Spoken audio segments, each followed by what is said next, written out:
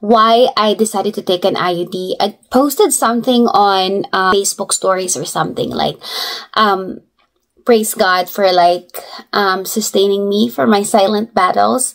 But murag dili na ko siya makaya, kailangan ako ni siya i-share. Why kailangan ako na siya i-share? Because I was convicted to share this kay gusto na ko ma-aware ang tanan pod, no? Especially all the moms out there that are overwhelmed. I actually have 2 under 3 years old right now. Grabe yun. Grabe. Ang mga bata karon lahi. Especially kay nanatay mga social media, nanatay mga TV, like easily accessible tanang mga butang nga maka-overstimulate sa ilaha.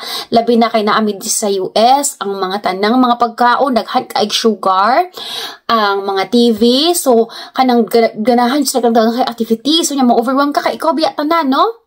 Nagyayo na ta, wala pa na human ang atong video. Bago pa lang. Ikaw tanan, wala kay katabang, ikaw mag-drive, masakit ka, ikaw gihapon mag-alaga sa tibuok pamilya, alangan paundangon akong trabaho akong asawa, no? Akong bana, no? Para lang tabangan ko, lisod pud kaayo. So, mo to, that's why I decided to have an IUD placed.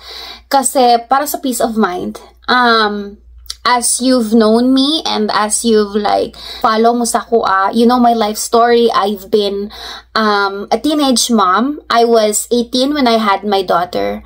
Lisod gid siya. Well, she's dead now. When she was 7, she died. Very like a recap lang. No, pero after that one, nag-decide ko nga dili. I have to be responsible. Dili pwede nga 18 ko nya mag-anak kay anak biya gid ang normally mahitabo labi na kung wala tay sexual education or wala tay family planning nga education. O magsalig lang ta sa mga natural mga something. Unya ma-aksidente ay na-aksidente manggod. Wala jay mga aksidente nga nahitabo, guys. It's always your choice. So kung dili mo sure nga mas safe gyud nga dili ta mabuntis, I would say na yeah, look into contraceptives. I grew up manggod na ay marag educator. This dili ni siya parents ta ko na ingon niya. Educator lang marag ni inculcate kit siya sa akong mind ba. Kay ingon siya nga if mag-contraceptive daw, nakasala daw ka, kay imo daw gipatay ang sperm or something nga dili mag-meet, diba? It's actually not. And I've been sold to that lie for like forever. After ko nanganak, when I was 18, anhara ko na-open akong mind na dili di ay, mali di ang ihang preaching. Anyway, kay, ano naman ta sa sakto nga edad, no? And we also have the right to like choose what contraceptive we want, just to give like a quality of life, not just for yourself, but also for your family. Kay, kung ano gid, 5 magud mi kapuok. And tinuod din siya, factual ni siya. Murag halos tanan is accident. But kudos to my parents, no? They raised us. Nagkamang gid mi sa akong parents. And happy gid ko nga, grabe gid akong parents gid na kanang hard work yun. Nagka-utang-utang, bisag unsa mga sideline, bisag unsa nga mga pag-uma, and I'm very glad and very happy that they are my parents nga kanang gigapang gid mi nila. They did what they can in their era, in their time, whatever is kanang knowledge na available sa ilaha. So mo po to dito ra pud siya kutob kay, di ba? Wala biya kaayoy knowledge nga moabot sa ilahang kapanahunan sa una kay wala pa yung social media, gamay ra ang books and everything. So that's another topic. Anyway, why I used IUD? Because before, katong pagpanganak na ako sa akong first child, 2010, 2025 na karon, so 15 years ago. After ato nag-pills kidayon ko, kay dili ko gusto mabuntis na pod, unya wala pa ko nakamag-eskwela. Mo gito ako ang reason. Unya dili ko gusto nga magkaanak-anak hangtod ma-trap me sa isa ka relationship nga just because na mi mga anak mo nang ana. We weren't married before. So, mo to, 8 years ko nagamit og pills, but ang iyahang side effects ako is nagka-lymph node ko, na nalusay-lusayan ko ba. So, dili siya maayo. Warag siguro kay, taas na kay ang period, ngay gamit na ko itong contraceptive. Although, ano siya, kaning lahi siya nga brand, no? Pero, siguro the same component, I'm not really sure. So mo to nagka-lymph node ko, operahan ko, as in I think ang damage kung wala insurance ka nagtrabaho naman ko ato sa office. Kung wala HMO, siguro ma-damage mga 200,000. Ana, chud. Ang out of pocket ng mga 20k at ito, nakalimot ako. But, yeah. So now, ang akong gipili is copper IUD. So, na siya copper. Nagisulod sa kuha. Wala na ako nagpili og hormonal na IUD because kato nga lain ang effect sa kuha. Tas lain ang hormonal, diri, like mga pills nga ka mga hormonal pills, makasad siya. Diri mo na ang na-feeling ako ron ha kay dahil na pud biya nga to akong stage sa life karon masad ko niya as in ya moody kay ko so man ako na lain na siguro karon. But the reason why also nag-IUD ko kay dili pa mi sure kung stop na budget ang kids or what, but as of the moment, as of the stage of my life, as of my season sa akong life karon dili lang sa agyug ko kay parte jong lesora busy kay ta. So mo to siguro mga after 3 years, I will revisit my decision o ipatanggal ba or dili, ana. So, we'll see. So, wala sa mi nagpa-vasectomy kay basin, magdugang pa.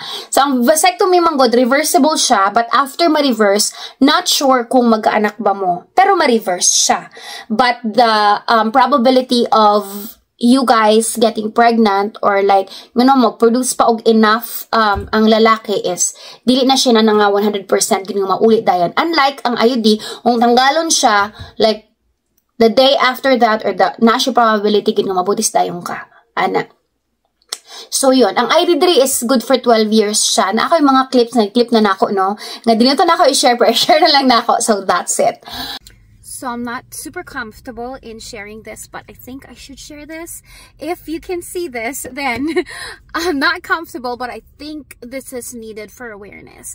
So I just had my IUD insertion. Now I thought this would be like a silent battle, but for all the women out there that are researching on like, especially na kay married naman ta, no? So it's not a taboo topic anymore. I decided to have it.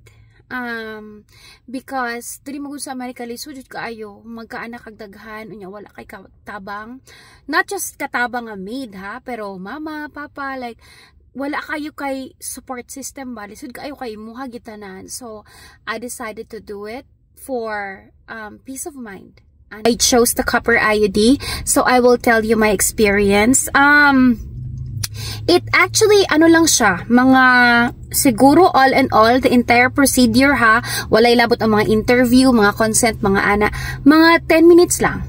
As in, humanadayon siya.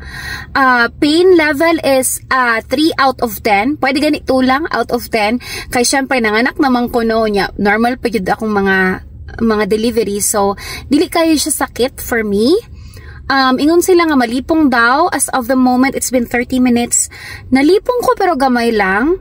Naa siya cramping. Murag sakit siya sa batang gamay. But nothing like nga dili ni mo kaya. Nag-drive pa gani ko as you can see. And I hired a babysitter for this one. Just to like chill and like really feel what I'm feeling. Kay basig marong ta. So, nanagang tadaan. So, ayun. So, part 2 ni sa ako ang ID experience, no? Ganina, nag-ingon ko, nag-share ko sa akong experience after yun. Like mga 10 minutes after, 30 minutes after. Pero, pag after 30 minutes na po, naglahi akong feeling.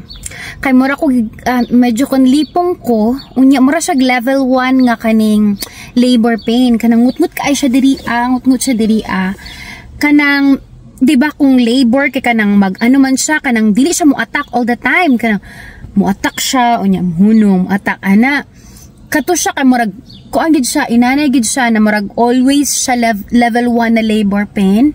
Tapos murag ang ako ang tiyan kay murag nagimok-imok siya na kanang murag naagid siya, ma-feel gid ako ba nga na I foreign something sa sulod sa kong body. Tapos mura siya bloating ba tawag ana, o murag medyo nag-bloat siya. Tapos medyo nalipong ko. But, nikaon lang ko na okay na ko. Karon, it's been 3 hours and I'm fine. Naan ako sa balay bago ako naabot. So, safe ta nga nakaabot sa balay. I didn't take any pain medicine like ibuprofen or Advil or Tylenol or anything like that. Wala mga mefenamic, wala anything. Hopefully, dili ka siya masakit so that I don't need to take it because I'm breastfeeding. So, yan, just to add. Very, very quick. Ang akong doktor po kay abdik ayo. So, storyahan lang kapapak. Humana dayon. Ana. So, lisod siya na topic kay divided kita sa itong mga beliefs, no? But because, dili man sa na-Americanized na ko, but dili man god, kuan kaay sila, open kaay sila sa mga family planning, mga anak. Gusto lang po na ako nga quality time, akong ihatag sa akong mga anak, dili ko ganahan nga kana bitong sa kadaghan akong anak, wala na ko'y time sa isa't isa, sa ilaha, labi na diri So, kana, gusto na ako mag-focus lang sa duha kay unsa man nimong dahang kag anak pero you will raise broken kids because dili kanimo sila matutukan, di ba? Although dili man ginato hawak ang pag-raise sa atong anak, grasya man gina sa Ginoo nga ma-okay atong mga anak, no?